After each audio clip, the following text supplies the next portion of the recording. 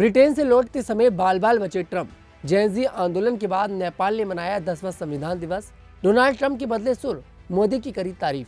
पाकिस्तान में कुछ घंटों के भीतर बम विस्फोट। अपनी छवि बदलने में जुटा तालिबान।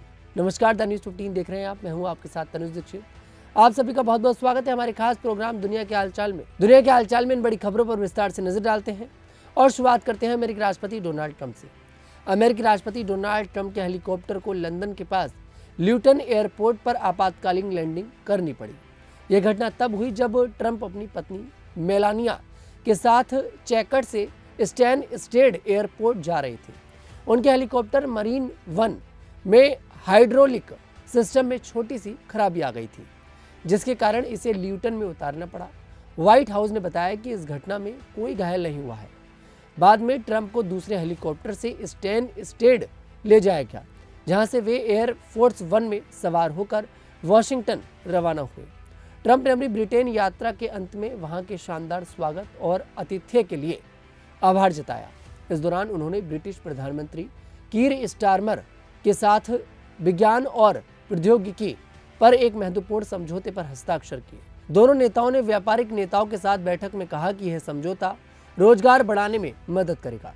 ट्रंप और स्टारमर ने यूक्रेन, गाजा के युद्ध और ब्रिटेन से स्टील आयात पर अमेरिका कर जैसे मुद्दों पर भी बातचीत की। वहीं दुनिया के हालचाल में आगे बात करेंगे नेपाल की।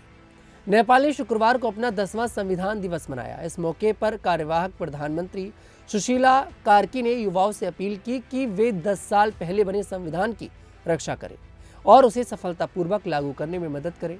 उन्होंने कहा कि लोकतंत्र में लोगों की बात सुनना और समस्याओं का हल निकालना जरूरी है। कार्की ने टुंडी खेल मैदान में आयोजित मुख्य कार्यक्रम में यह बात कही।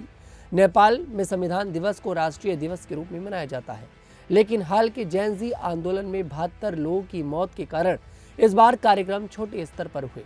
नेपाल का संविधान 20 सितंबर 2015 को बनाया गया था, जब देश में राजतंत्र खत्म हुआ था।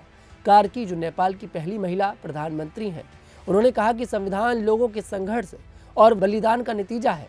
हाल का जेनजी आंदोलन युवाओं की नाराजगी और उम्मीदों को दर्शाता है। उनकी सरकार लोगों की बात सुनने और समस्याओं को हल करने के लिए तैयार है।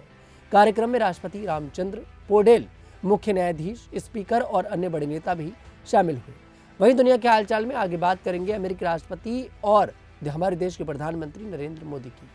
अमेरिकी राष्ट्रपति डोनाल्ड ट्रंप ने ब्रिटेन की यात्रा के दौरान उन्होंने पत्रकारों से बात करते हुए भारत और प्रधानमंत्री नरेंद्र मोदी के साथ अपनी अच्छी दोस्ती की बात कही। ट्रंप ने बताया कि वह भारत और पीएम मोदी के बहुत करीब हैं और हाल ही में उन्होंने पीएम मोदी को जन्मदिन की शुभकामनाएं भी दी, लेकिन इस दौरान उन्होंने यूरोपियन देशों की आलोचना भी की क्योंकि वे रूस से तेल खरीद रहे हैं। ट्रंप का कहना था कि अगर यूरोप ऐसा करता रहा तो रूस को अलग थलग करने की कोशिशें कमजोर पड़ जाएंगी। ब्रिटेन के प्रधानमंत्री कीर स्टारमर के साथ खड़े ट्रंप ने कहा कि भारत के साथ उनके अच्छे रिश्ते हैं, लेकिन उन्होंने भारत पर भी टैरिफ लगाए हैं। उन्होंने यह भी बताया कि चीन अमेरिका को काफी टैरिफ दे रहा है। ट्रंप ने आगे कहा कि वह और कदम उठाने को तैयार है, लेकिन उन्हें यह पसंद नहीं कि जिन यूरोपियन देशों के लिए वह काम कर रहे हैं वही रूस से तेल खरीद रहे हैं। उनका मानना है कि अगर तेल की कीमतें कम हुई तो रूस आसानी से समझौता कर सकता है। वहीं दुनिया के हालचाल में आगे बात करेंगे पाकिस्तान की। पाकिस्तान के दक्षिण पश्चिमी हिस्से में कुछ घंटों के अंतराल में 2 कार बम धमाकों में कम से कम 8 लोग मारे गए और करीब 24 लोग घायल हो गए। पुलिस अधिकारी इलाही बख्श ने बताया कि पहला धमाका बलूचिस्तान के तुर्बत जिले में हुआ। इसमें एक आत्मघाती हमलावर ने अपनी गाड़ी को सुरक्षा बलों के काफिले से टकरा दिया, जिसमें 2 सुरक्षाकर्मी मारे गए और 23 लोग घायल हुए। कुछ घंटे बाद चमन शहर में अफगान सीमा के पास दूसरा कार बम धमाका हुआ, जिसमें 6 लोग मारे गए। अभी तक किसी समूह ने इस हमले की जिम्मेदारी नहीं ली है, लेकिन शक पाकिस्तान, तालिबान और बलूच अलगाववादियों पर है, जो अक्सर सुरक्षा बलों और आम लोगों को निशाना बनाते हैं। बलूचिस्तान और खैबर पख्तूनख्वा में आतंकी हमले बढ़ गए हैं। ये दोनों इलाके अफगानिस्तान से सटे हैं। जून में पाकिस्तान में 78 आतंकी हमले हुए। बलूचिस्तान में करीब 2 दशक से अशांति है। स्थानीय बलूच समूह का कहना है कि सरकार उनके प्रांत के संसाधनों का गलत इस्तेमाल कर रही है।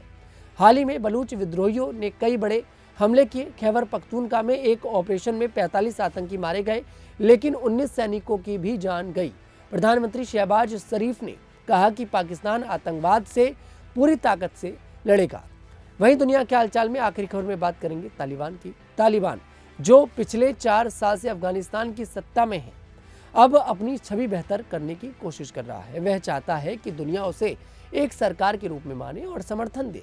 इसी कोशिश में तालिबान ने शुक्रवार को एक ब्रिटिश जोड़े पीटर, जिनकी उम्र 70 साल है, और बारबी रेनाल्ड्स, जिनकी उम्र 75 साल है, उनको रिहा कर दिया। इस जोड़े को 7 महीने से ज्यादा समय तक बिना किसी स्पष्ट कारण के हिरासत में रखा गया था। तालिबान पहले अपहरण, हत्या और आतंक फैलाने के लिए जाना जाता था, लेकिन अब वह अपनी छवि बदलना चाहता है। एक अधिकारी ने बताया कि यह रिहाई अंतर्राष्ट्रीय मान्यता पाने की दिशा में एक कदम है। पीटर और बारबी पिछले 18 साल से अफगानिस्तान में रह रहे थे और बामियान प्रांत में एक शिक्षा और प्रशिक्षण संगठन चला रहे थे। तालिबान के सत्ता में आने के बाद भी उन्होंने वहां रहने का फैसला किया था। इस रिहाई में कतर ने मदद की, जिसने अमेरिका और तालिबान के बीच बातचीत में मध्यस्थता की।